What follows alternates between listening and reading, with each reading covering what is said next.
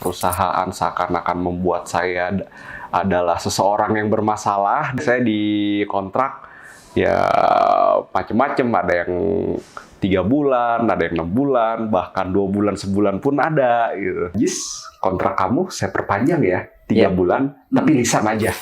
Hai teman-teman, jumpa lagi. Kali ini kita kedatangan tamu yang spesial di sesi kedua ini dengan Mas Ajis.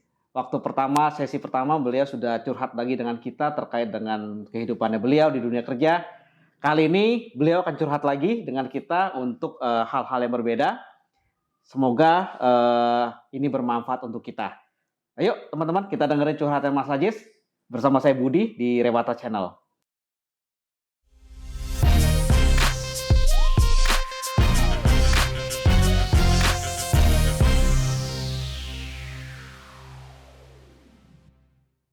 Mas Ajis, Ya, selamat datang kembali di sesi kedua ya, Mas Ajis ya. ya, terima kasih Pak, udah diundang lagi. Gimana Mas Ajis? Kita mau curhat apa lagi nih? Kali ini Mas Ajis info mau curhat yang agak gimana gitu nih. Saya berharap Mas Ajis, wah ini bisa membantu dan bisa masih informasi yang bagus banget nih untuk teman-teman curhatan Mas Ajis nih. Gimana Mas? Ya, terkait apa? Saya mau sedikit sharing di sini mengenai apa ya, status kita dalam bekerja. Status dalam bekerja, maksudnya kontrak kah, tetap kah, atau gimana gitu? Atau? Bener Pak. Oh oke. Terkait kontrak, apakah kontrak tetap atau dan lain dan sebagainya. Jadi Mas Ajis mau curhat apa nih? Ini statusnya Mas Ajis? Masih dalam apa ya, perusahaan di PT yang sebelumnya. Oh iya, baik. Nah di situ kan saya cerita, sempat saya sampaikan bahwa saya 5 tahun di situ. 5 tahun, dan uniknya di situ apa ya, waktu itu belum ada yang apa yang disebut sebagai Omnibus Law, dan saya sampai 5 tahun itu terakhir masih dalam status kontrak. Oh oke. Terus saja? Terus. Selama 5 tahun itu? Iya. Oh, berapa lama kontraknya Mas? Satu masa kontrak itu? Satu kontrak macam-macam. Paling lama sih 1 tahun ya sempat saya terima itu.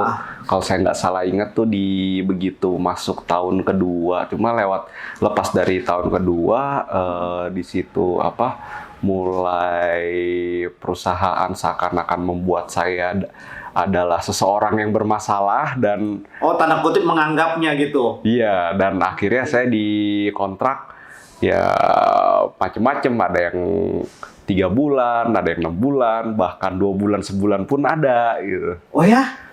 Ada yang kontrak sebulan, ada yang kontrak 2 bulan, ada yang kontrak 3 bulan, ada yang kontrak 6 bulan. Iya, untungnya nggak ada yang seminggu. Kalau yang seminggu baru lagi gitu. Aduh. Tapi Mas Ajis pernah mengalami jeda nggak? Apa terus saya continue? Seingat saya sih continue. Continue. Continue. Oke. Continue. Soalnya karena saya lihat itu saya kan apa ya, begini ya, agak aneh sih. Saya bekerja di situ, kopi kontraknya saya nggak dikasih. Oh, jadi gimana? Yang megang siapa? Hanya HR-nya. HR yang megang? Sampai ganti HR baru juga seperti itu. Oke. Seperti itu, dan apa ya, saya jadi ya cuma bisa memonitor lewat aplikasi BPJS Ketenagakerjaan. Oh iya, di situ kan memang kepesertaan ya, BPJS lanjut terus gitu ya. Nah itu pesertaan itu dilanjut atau ada potong-potong gitu? Nah, terus lanjut? Saya bisa tahu itu lanjut karena ini tiap bulan rutin dibayar. Oh, berarti lanjut terus? Lanjut terus. Nah, kepesertaan kan itu bisa dilihat tuh mulai dari kapan kan, sampai dengan kapan, itu terus aja berjalan. Itu nggak ada jeda tuh, nggak ada potongan? Nggak ada jeda, nggak ada potongan. Oke. Nah, di situ saya istilahnya nggak ada bahasa nonaktif lah. Nggak ada bahasa, jadi status kepesertaan karyawan dan kepesertaan BPJS juga terus berlanjut. Berarti status karyawannya Mas Ajis tetap berarti masih sebagai status karyawan saat itu tetap, juga ya? Dan itu berjalan selama 5 tahun. 5 tahun. Sampai kontrak terakhir saya, kalau saya nggak salah inget tuh, jatuh di November 2022. November 2022, di situ kontrak saya yang PKWT udah habis. udah habis dan ini mulai di sini agak lucu nih. Gimana? Nah, jadi yang HR-nya itu HR yang baru. Jadi yang HR yang saya cerita di sesi sebelumnya itu ceritanya dia udah resign. Udah resign, ini ganti yang baru dan ketika di bulan yang saya bilang tadi, dia datengin saya, cuma nepok bahu, bilang, Jis, kontrak kamu saya perpanjang ya 3 bulan, tapi lisan aja. Saya juga pas dibilang kayak begitu, saya sampai googling gitu mengenai PKWT, PKWTT, dan di PKWT itu menyatakan kontraknya tuh harus ada dokumen tertulis, harus ada tanda tangan basah lah. Tidak bisa dengan lisan gitu maksudnya. Nggak bisa dengan lisan. Ya. Secara hukum bisa dengan lisan, tapi statusnya itu adalah karyawan tetap alias PKWTT. Dan karyawan tetap itu ditandai dengan dipenuhinya hak-hak karyawan tetap. Termasuk gaji nggak boleh di bawah UMR. Terus BPJS sudah otomatis lah ya. Terus juga hak cuti dan lain sebagainya gitu. Termasuk apabila dia mau diberhentikan harus ada perhitungan pesangon yang diatur oleh undang-undang. Iya. Kurang lebih seperti itu gitu. Nah, selama 3 bulan itu ya di situ ya efeknya sih jadi negatif. Negatifnya apa? Saya di situ berpikir kalau udah seperti ini urusannya hanya ada 2 kemungkinan. Kemungkinan pertama saya pergi meninggalkan kantor, dan kemungkinan kedua adalah saya ditendang oleh kantor. Oke. Nah, tapi ya untungnya ini kan sebelumnya saya cerita HR dan saya diyakinkan oleh seorang HR dan anak buahnya GA.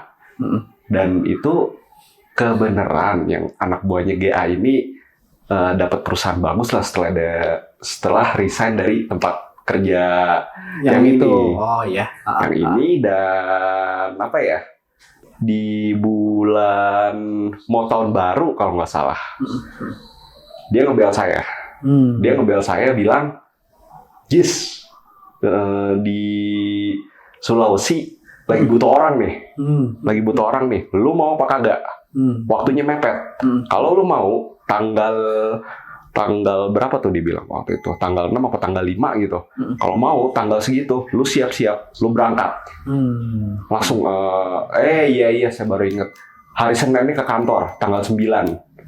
Hari Seninnya ke kantor tanggal 9, langsung tanda tangan kontrak, langsung jalan. Oke. Berangkat lah tanggal segitu. Iya. Luar biasa ya Mas Ajis ya, dengan status yang Mas Ajis dan sebelumnya terkait dengan status kontrak itu tadi, ya udah, jadi saya merasa saya tidak berhutang apa-apa kepada kantor, lalu saya juga tidak diangkat karyawan tetap setelah menghabiskan waktu selama 5 tahun di sana, yang dimana saya paham betul kalau kontrak itu tidak ada yang namanya pesangon. Uang pisah pun sebetulnya cuma ya hitung-hitung kerelaan perusahaan aja lah. Dan saya nggak berharap banyak lah di situ. Ya sudah gitu. Akhirnya saya pergi meninggalkan gitu saja gitu. Oke. Tapi Mas Ajis tahu nggak sih sebenarnya statusnya Mas Ajis itu sebagai apa? Begitu lewat dari. Nggak tahu ya. Lewat dari November itu saya bingung karena saya paham betul itu begitu PKWT dilakukan secara lisan itu nggak valid secara hukum. Iya.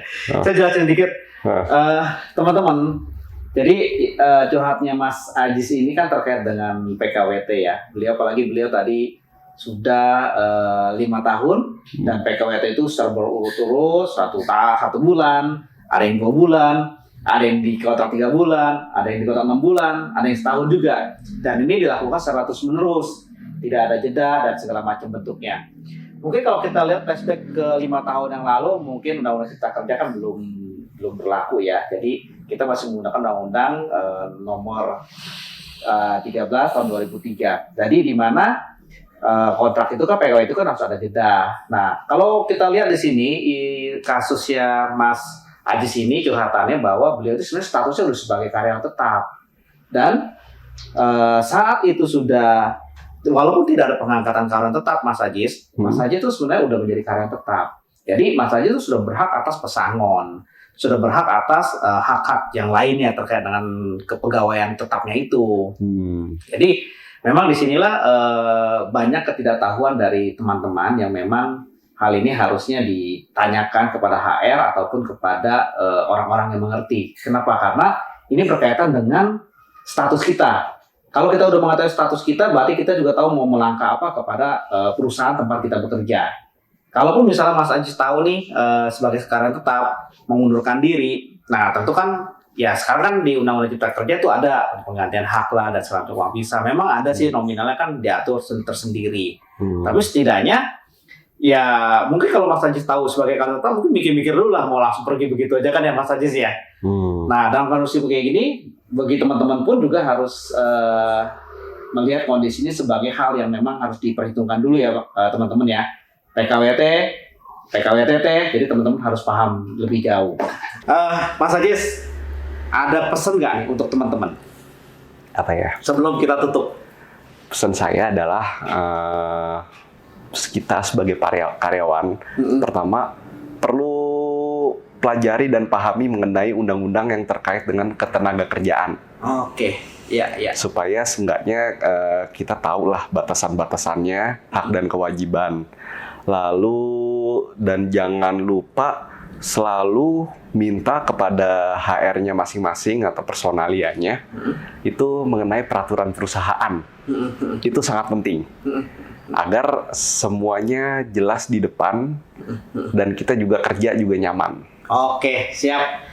Teman-teman, demikian sesi kita kali ini curhatan dari Mas Ajis. Semoga bermanfaat untuk teman-teman semua karena ini berisi tentang pengetahuan-pengetahuan seputar dunia kerja. Ini sudah dialami oleh Mas Ajis. Mudah-mudahan teman-teman bisa bermanfaat ya. Kali ini Mas Ajis datang dari Sulawesi ya? Iya. Ini sangat luar biasa sekali. Beliau datang khusus hanya untuk mengisi curhatannya dengan kita.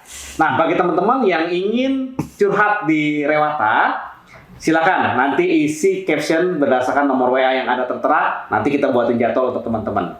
Baik teman-teman, kita jumpa lagi di sesi berikutnya dengan saya Budi di Rewata Channel. Terima kasih Mas Ajis, terima kasih banyak. Makasih ya, Semoga sukses ya Mas Ajis. Amin. Sip.